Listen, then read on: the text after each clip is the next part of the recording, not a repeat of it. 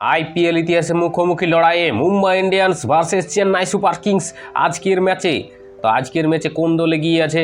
আজকের ম্যাচে সামান্য হলে মুম্বাই ইন্ডিয়ান্স এগিয়ে রয়েছে। মোট 39টি ম্যাচের মধ্যে মুম্বাই ইন্ডিয়ান্স 21টি ও চেন্নাই সুপার কিংস 18টি ম্যাচ জিতেছে 2025-এর তথ্য অনুযায়ী।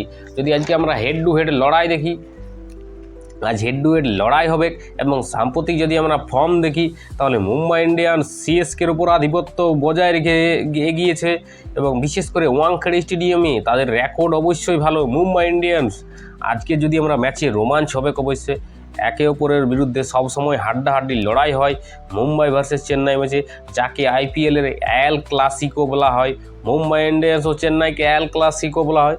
যদি আমরা আজকে দলগত সাফল্য দেখি তাহলে আইপিএল শিরোপা উভয় দলে 5টি করে ট্রফি জিতেছে এবং যা তাদের যৌথভাবে লিগের সফলতম দলে পরিণত করেছে।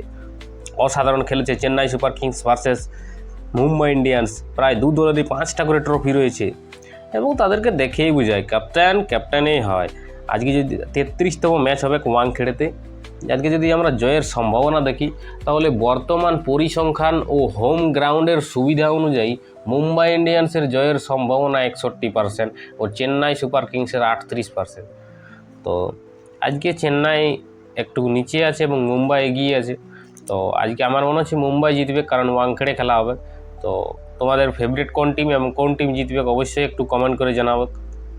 আর আজকে একটা বিশেষ আপডেটও রয়েছে।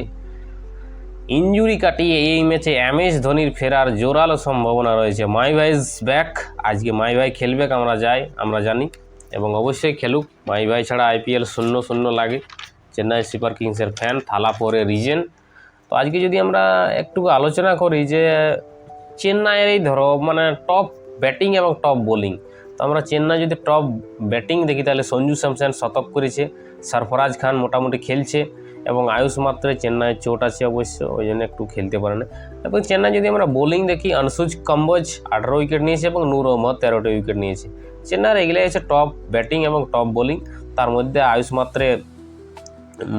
মাত্রে চোট আছে, বাকি এগুলা নিয়ে খেলতে হবে। তা আশা করি চেন্নাই কামব্যাক করুক।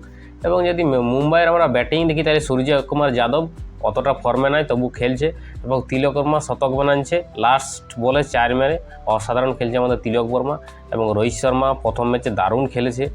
রোহিত শর্মা কামব্যাক করুক। এবং বোলিংয়ে যদি মিচেল স্যান্টানার এবং অশ্বিনী কুমার, মুম্বাই